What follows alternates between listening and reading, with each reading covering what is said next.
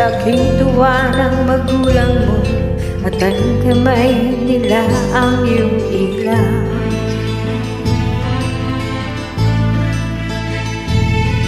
At ang nanay at tatay mo'y di malaman ng gagawin, minamasdan pati pagtulog mo. At sa gabi ng pupuyat ang iyong nanay sa pagpila ng gatas mo.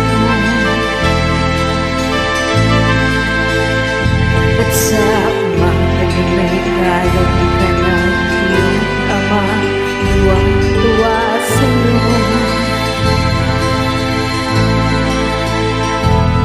Ngayon nga ay malaki ka na, nais mo'y maging malaya, di man sila payag, walang magagawa.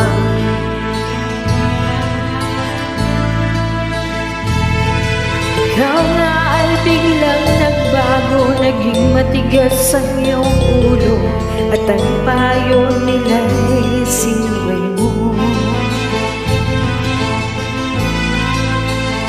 Di mo man lang inisip ng kanilang ginagawa'y para sa'yo.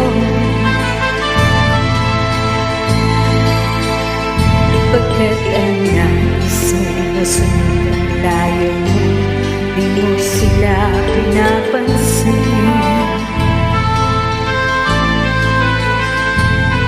Nagdaan pa ang mga araw at ang landas mo'y naligaw, ikaw ay nalulong sa masamang bisyo.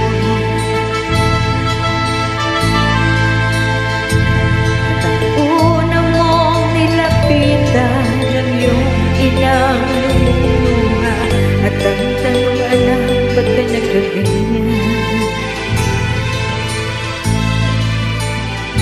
At ang iyong mga matay biglang lumuha na hindi mo napapansin.